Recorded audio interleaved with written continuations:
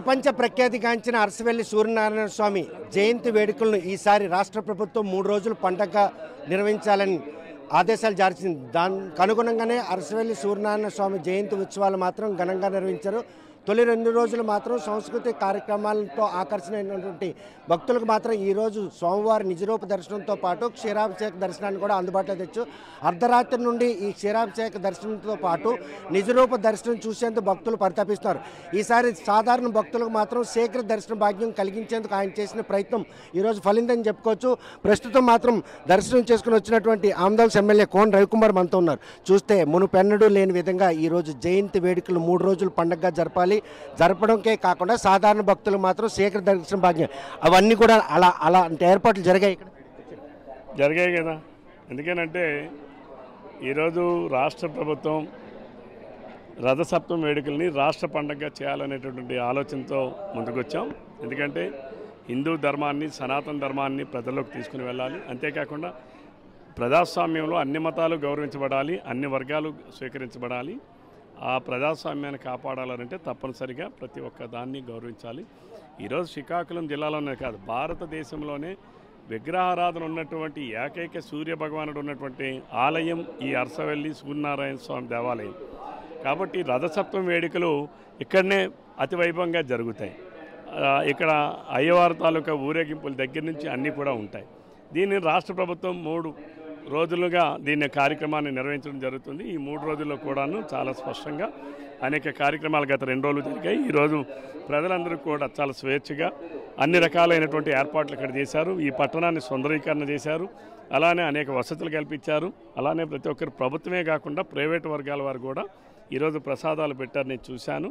ఈరోజు ప్రతి ఒక్కరికి కూడా ప్రజలకు ఎవరికి ఎటువంటి ఇబ్బంది లేకుండా భక్తులు వచ్చి పోయే వాళ్ళకి ఎటువంటి అసౌకర్యాలు లేకుండా అన్ని ఏర్పాట్లు చేశారు. ప్రపంచ ప్రఖ్యాతిగా అరసవెల్లి సూర్యనారాయణ స్వామి తాలూకా ప్రతిష్టను దిగజార్చే విధంగా గత 5 ఏళ్ల పాటును ఆ స్వామివారి దర్శన భాగ్యం కలగకుండా చేసినటువంటి వైఖరి భక్తులందరూ కూడాను అరసవెల్లి సూర్యనారాయణ స్వామి టెంపుల్కి రావాలంటేనే భయపడతారు. కానీ ఈసారి ఇంతలా తండోపతండాలుగా తరలి రావడానికి ఏ అంశాలు దావు అంటే గడిచిన 5 సంవత్సరాలు ఆ ప్రభుత్వం తీసుకున్నటువంటి వైఖరి, హిందూ దేవాలయాల మీద దాడుల దగ్గర నుంచి హిందూయిజం మీదే దాడి చేసినటువంటి పరిస్థితి జగన్మోహన్ రెడ్డి గారు చేశారు. కానీ ఈరోజు వచ్చినటువంటి కూటమి ప్రభుత్వం మేము అన్ని మతాలని గౌరవిస్తాం. ఈరోజు మాకు క్రిస్టియానిటీ సంబంధించినటువంటి కార్యక్రమాలను గౌరవిస్తాం, అలాగే ముస్లిం గౌరవిస్తాం, అలాగే హిందూయిజం గౌరవిస్తాం, సనాతన ధర్మాన్ని ప్రోత్సహిస్తాం. ఎందుకంటే మనది ఈరోజు మనం ఒక ప్రజాస్వామ్యంగా ఉండేటప్పుడు అన్ని వర్గాల వారిని గౌరవించాలి. గడిచిన 5 సంవత్సరాలు ఇటువంటి ఏర్పాట్లు ఎప్పుడైనా చేశారా? కనీసం ప్రజలకు ఎవరికైనా ఎటువంటి ఇది చేశారా? అక్కడంతా కూడాను ఒక రాజ్యమే లేదు. కానీ ఈరోజు చంద్రబాబు నాయుడు గారి నాయకత్వంలో రాష్ట్ర ప్రభుత్వం అందుకనే రాష్ట్ర పండగగా తీసుకున్నాం. ఎందుకంటే భారతదేశంలోనే విగ్రహారాధన జరుగుతున్నటువంటి ఏకైక సూర్య భగవానుడి ఆలయం ఇదొక్కటే. కాబట్టి ఇక్కడ ఈ వేడుకలు జరగాలి. దీనిని 3 రోజులుగా చాలా బ్రహ్మాండంగా చేశారు. ఈరోజు అరసవెల్లి సూర్యనారాయణ స్వామి పరిసర ప్రాంతాలన్నీ కూడా చాలా సుందరంగా తీర్చిదిద్దారు. చాలా సాహసోపేత నిర్ణయం గత ప్రభుత్వం తీసుకోకపోవడంతో పాటు గత పాలకులు కూడాను అరసవెల్లి ప్రతిష్టను మాత్రం అణగార్చదు. కానీ ఈసారి ఒక సాహసోపేత నిర్ణయం అంగట్లో ఉన్న కట్టడాలను తొలగించడం కావచ్చు, సాధారణ భక్తులు శీఘ్ర దర్శన భాగ్యం కలిగించడం, ఈ పరిణామాలన్నీ కూడా సూర్యనారాయణ స్వామి దేవాలయానికి ఒక కొత్త పొంతలు తొక్కుతూ ముందుకెళ్లే పరిస్థితి చరిత్రలో నిలిచిపోయే పరిస్థితి. తప్పనిసరిగా రాష్ట్ర ప్రభుత్వం ఎందుకు రాష్ట్ర కార్యక్రమంగా తీసుకున్నామనంటే దీనిని అరసవెల్లిని ఒక టూరిజం ప్లేస్గా దీన్ని తీర్చిదిద్దాలి. అరసవెల్లి అభివృద్ధిలోనే శ్రీకాకుళం అభివృద్ధి కూడా ఉంది. ఎందుకంటే టెంపుల్ టూరిజం ఎక్కడైతే అభివృద్ధి చెందుతుందో అక్కడ ఆటోమేటిక్గా మన అందరికీ కూడా అక్కడే అభివృద్ధి జరుగుతుంది. ఎందుకంటే ఎకో సిస్టమ్ డెవలప్ అవుతుంది. ఈరోజు తిరుమల, తిరుపతి ఉన్నాయి. కేవలం పిలిగ్రిమ్స్ వలన ఈరోజు అక్కడ తిరుమలలో కానీ తిరుపతి కానీ అభివృద్ధి చెందింది. అలాగే మన శ్రీకాకుళం పట్టణం ఈ కేంద్రం జిల్లా కేంద్రం అభివృద్ధి చెందాలి అంటే అరసవెల్లి సూర్యనారాయణ స్వామి అభివృద్ధిలోనే మన జిల్లా అభివృద్ధి ఉంది, అందులోనే శ్రీకాకుళం పట్టణం అభివృద్ధి ఉంది. ఈ ఎకో సిస్టమ్ డెవలప్ అవుతుంది. తద్వారా ఏంటంటే ప్రజలందరూ యాత్రికులందరూ వచ్చిపోతూ ఉంటారు. దానివల్ల వ్యాపార వర్గాలకు వ్యాపారాలు పెరుగుతాయి. వ్యాపారం పెరగడం వలన వారి కుటుంబాలందరికీ కూడా తలసరి ఆదాయాలు పెరుగుతాయి. తలసరి ఆదాయం పెరగడం వల్ల పర్చేజింగ్ కెపాసిటీ వాళ్ళలో కూడా పెరుగుతుంది. తద్వారా ఈరోజు శ్రీకాకుళం పట్టణం అన్ని రకాలుగా కూడా అభివృద్ధి చెందడానికి ముందుకెళ్తుంది. దీనిని ఆనాడు తెలుగుదేశం ప్రభుత్వం 2014-19లో కూడా 60 కోట్లు కేటాయించాం. తరువాత వచ్చినటువంటి జగన్మోహన్ రెడ్డి ప్రభుత్వం హిందూ వ్యతిరేకంగా ఉంటూ జగన్మోహన్ రెడ్డి హిందూ దేవాలయాల మీద దాడులు చేసిన వాళ్ళని పట్టించుకోకుండా వదిలేస్తూ హిందూ సాంప్రదాయాలని అగౌరపరిచే విధంగా వ్యవహరిస్తూ ఆనాడు ప్రభుత్వం చేసింది. దానన్నిటినీ కూడా ఈరోజు ఈ ప్రభుత్వం మళ్ళీ ప్రజల్లోకి ఈ సనాతన ధర్మాన్ని కానీ హిందూ ప్రాముఖ్యతలు కానీ ప్రతి ఒక్కరు కూడా ఆధ్యాత్మిక విలువలు పెంచాలని రాష్ట్ర ప్రభుత్వం ఎందుకు ఈ కార్యక్రమం చేస్తున్నామనంటే ప్రతి ఒక్కరిలో కూడా ఆధ్యాత్మిక విలువలు పెరగాలి. ఆధ్యాత్మిక విలువలు పెరిగితే మానవుల తాలూకా విలువలు పెరుగుతాయి. మానవుల్లో విలువలు పెరిగితే ఆటోమేటిక్గా మనకి మిగిలినటువంటి కార్యక్రమాల్లో కూడా విలువతో కూడుకున్న సమాజం ఏర్పడుతుంది. దాని ప్రయత్నంలో భాగంగానే ఈరోజు రాష్ట్ర ప్రభుత్వం చంద్రబాబు నాయుడు గారి నాయకత్వంలో ఈ రథసప్తమి కార్యక్రమాన్ని రాష్ట్ర కార్యక్రమంగా ఈరోజు టేకప్ చేశాం. చూస్తే ప్రస్తుతం మాత్రం ఒక వివాదానికి వేదిక కాబోతుంది ఆమదాల వలస నియోజకవర్గం. అదేవిధంగా ఎమ్మెల్యే వద్దనుకున్న ధర్మల్ పోరాటాలను కల్లారా చూసినటువంటి రవికుమార్ ఈరోజు ఒక క్రిటికల్ ధర్మల్ ప్రాజెక్టుకి పెట్టాలన్నటువంటి మీ నిర్ణయం మాత్రం ఈరోజు మీ పట్ల ఒక వ్యతిరేకత నెలకొంది. ఏం చెప్తారు? ఇది మీడియా సృష్టి తప్ప అక్కడ ఏమి ఉండదు. అది మీడియా సృష్టి. Ravikumar is for the development. ఈ జిల్లాని ఏ రకంగా అభివృద్ధి అవుతుంది అనేటటువంటిది అవగాహన కలిగినటువంటి ఏకైక వ్యక్తిగా తప్పనిసరిగా చేస్తాం. మీరు థర్మల్ పవర్ ప్లాంట్కి మీడియా వ్యతిరేకం కావచ్చు, కానీ ఇది ప్రజలకి అవసరం. ప్రతిపాదించారనే విషయం తెలిసే ఉవ్వెత్తున ఉద్యమం బాట పట్టారు. ఉద్యమం లేదు, ఏ ఉద్యమం లేదు. Nothing is there. ఎవరో కొంతమంది కుహానా వాదులు రవికుమార్ ఈ ప్రాంతాన్ని అభివృద్ధి చేస్తే రాజకీయంగా తెలుగుదేశం పార్టీకి మంచి పేరు వస్తుందనే అసూయపరులు అకృతవాదులు తప్ప ఈరోజు ఈ జిల్లాలో ఉపాధి కావాలన్నా ఉద్యోగ అవకాశాలు కావాలన్నా ఇండస్ట్రియలైజేషన్ జరగాలి. ఈరోజు మేము చేస్తున్నటువంటిది ప్రభుత్వ ఆధ్వర్యంలో పెడుతున్నటువంటి వ్యవస్థది. ఆ రోజు ఆమ్దార్ షుగర్ ఫ్యాక్టరీ కోఆపరేటివ్లో నడిచింది, మూసేసినారు, గవర్నమెంట్ తెరవాలి అని మీ మీడియాలోనే మీరే మాట్లాడారు, నువ్వే మాట్లాడావు. మరి దానికి నీ సమాధానం ఏంటి? ఆ రోజు షుగర్ ఫ్యాక్టరీకి పొల్యూషన్ లేదా?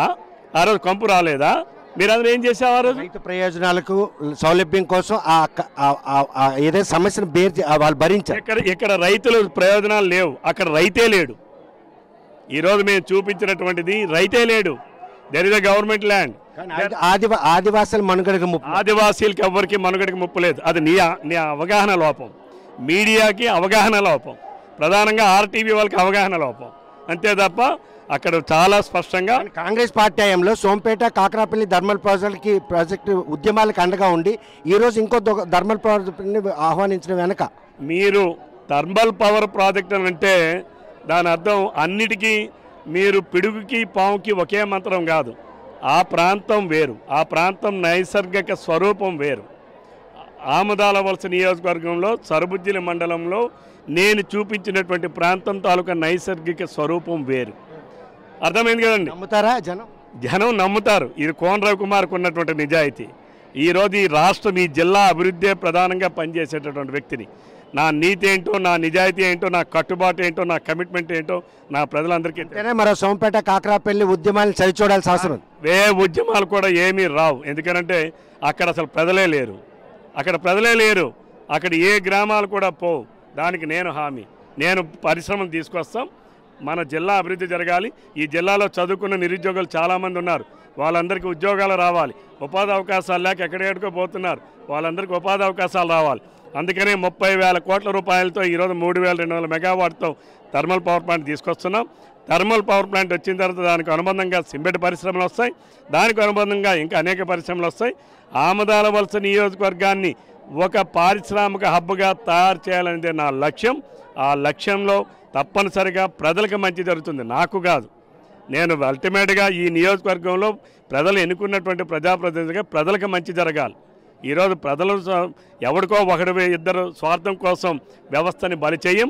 ఎవడైనా మాట్లాడాడు దీని మీదనంటే అవగాహన లేనటువంటి వ్యక్తులు మాత్రమే మాట్లాడతారు. I can convince the people, I can do the things. ఇందులో ఎటువంటి సందేహం లేదు. ఎవరికి ఎటువంటి నష్టం లేదు. ఏ ప్రాంతానికి నష్టం లేదు, ఏ వర్గానికి నష్టం లేదు, ఏ మతానికి నష్టం లేదు. అందరికీ ప్రయోజనం కలిగేదే రేపు ఈ పరిశ్రమ. దాన్ని రూపుదిద్దిస్తాను. Thank you. All the best. చూస్తే కనుక ప్రస్తుతం రథసప్తం వేడుకలను మాత్రం రాష్ట్ర పండుగగా 3 రోజులు నిర్వహించడం పట్ల చాలా సంతృప్తి వ్యక్తం చేస్తున్నారు. ఏర్పాట్ల విషయంలో కూడాను సాధారణ భక్తులకు అధిక ప్రాధాన్యత ఇచ్చారు. శీఘ్ర దర్శన భాగ్యం కలిగించడంతో పాటు ఆలయాన్ని మాత్రం ఒక చారిత్రాత్మక కట్టడంగా అంటే పర్యాటక కేంద్రంగా తీర్చిదిద్దేందుకు ఎంతగానో దోహదపడుతుంది.